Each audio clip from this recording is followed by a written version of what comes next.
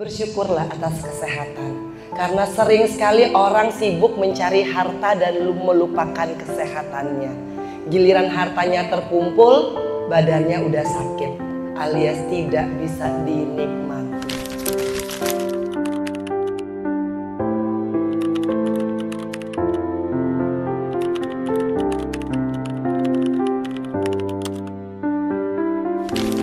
Bagaimana ketika akhirnya saya menjadi seorang Islam yang muslim, Islam yang benar-benar menyerahkan semua hidup matinya kepada Allah. Pada saat saya pindah, mungkin saya Islam, tapi saya tidak bertawakal kepada Allah Subhanahu wa Ta'ala. Islamnya ikut suami, dan Allah uji di mana akhirnya dunia menghina saya. Gak ada yang nganggep saya pada saat saya kena kasus. Bahkan lebih banyak menyalahkan pilihan saya.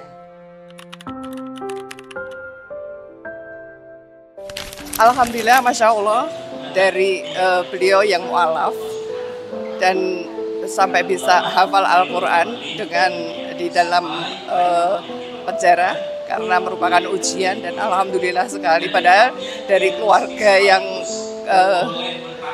kuat agamanya di agama lain, di agama Nasrani. Hebat, luar biasa, Masya Allah. Semakin bersyukur ya dengan jadi pengen nangis. Jadi pengalaman Bu Enji di dalam apa gitu, jadi saya lebih bersyukur dengan keadaan saya sekarang ini. Karena dengan kondisi terpuruk di dalam aja sanggup menghafal Al-Quran.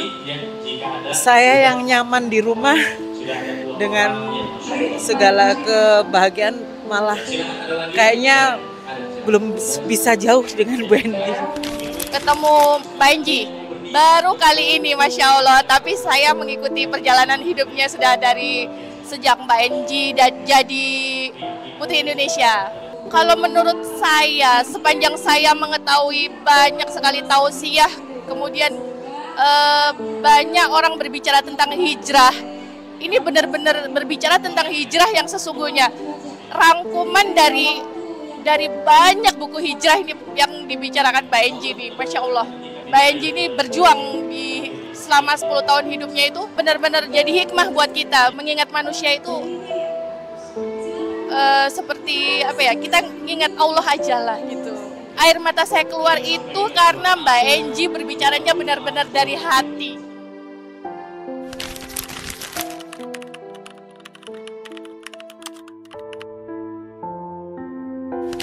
Kalau sekarang saya boleh tegaskan, bukan karena agamanya, memang orangnya. Agama itu nggak pernah ngajarin zolim.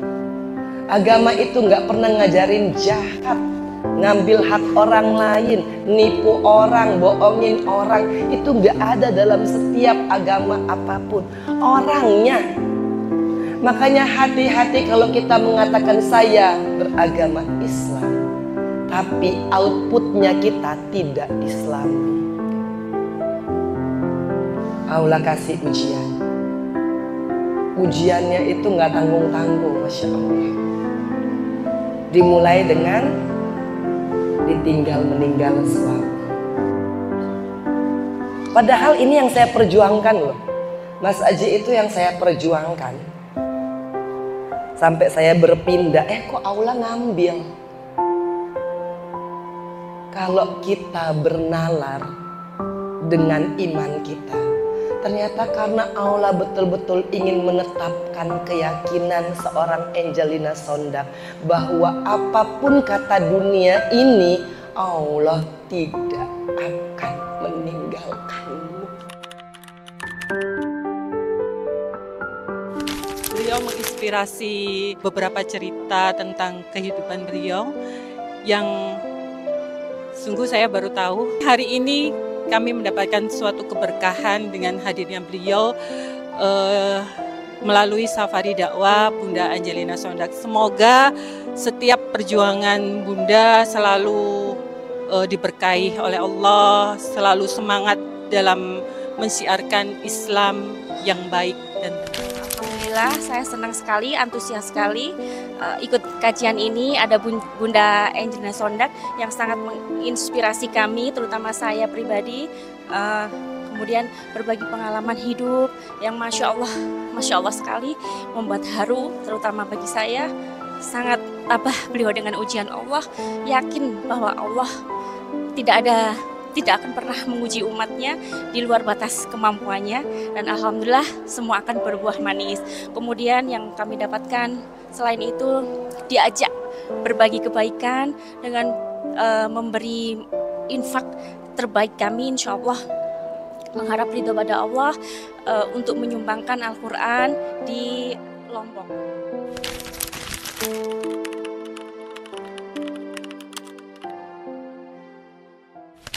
Orang boleh bilang Angelina Sondak, ya Allah, dari putri Indonesia, anggota DPR, tiba-tiba gara-gara dia begini dia hancur. Allah bilang enggak, masa depanmu tidak hancur. Tahan, sabar sedikit.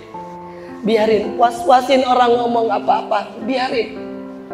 Walaupun sampai hari ini orang masih juga mencela, biarkan. Makanya ibu-ibu hari ini saya datang untuk nguatin hati ibu-ibu. Kalau ibu dengar apa kata orang, tidak usah terlalu didengarkan. Karena orang itu hanya akan sembarang ngomong, ih hancur ya nasibnya, ya lihat deh nasibnya. Apakah mereka akan bertanggung jawab atas hidup kita? Tidak, kita nggak punya uang untuk beli beras besok juga nggak mungkin dia kasih. Apalagi bicara masuk surga. Kita akan bawa amal ibadah kita masing-masing.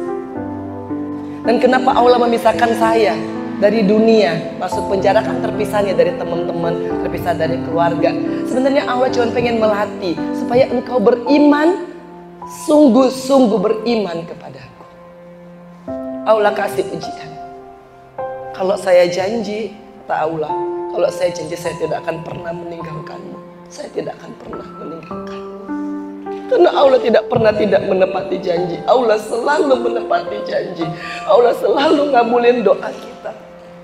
Walaupun kita dihina oleh banyak orang, kita nggak dianggap oleh banyak orang, kita dihakimi oleh banyak orang, Allah kasih rasa tenang karena percayalah, tenang itu hanya dari Allah Subhanahu wa Ta'ala.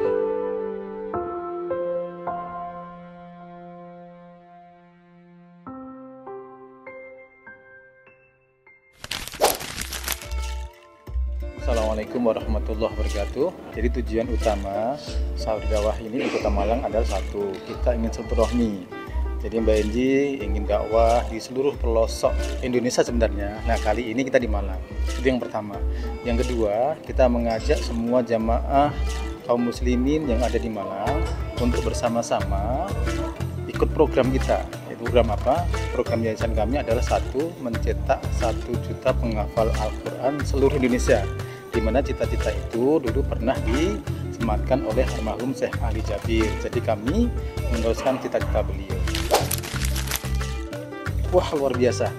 Jadi selama ini kita selalu dakwah di kota-kota lain, ini yang paling heboh di Malang. Luar biasa Malang. Ya kaum muslimin hebat-hebat. Ya.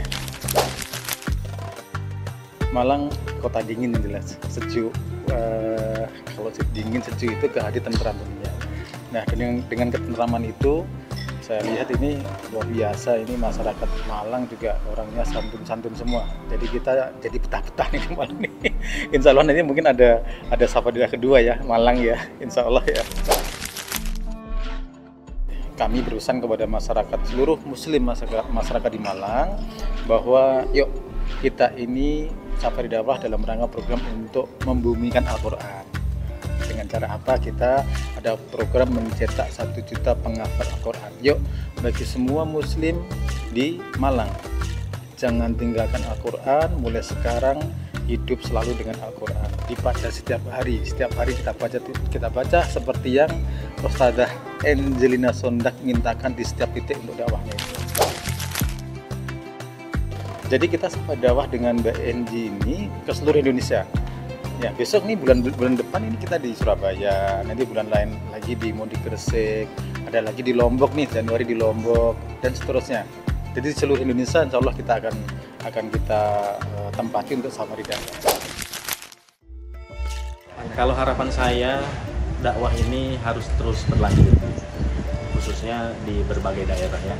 Kenapa? Karena ini adalah momentum silaturahmi yang sangat baik sekali antara tokoh agama yang menyebarkan ilmu ke setiap daerah bersama jamaah.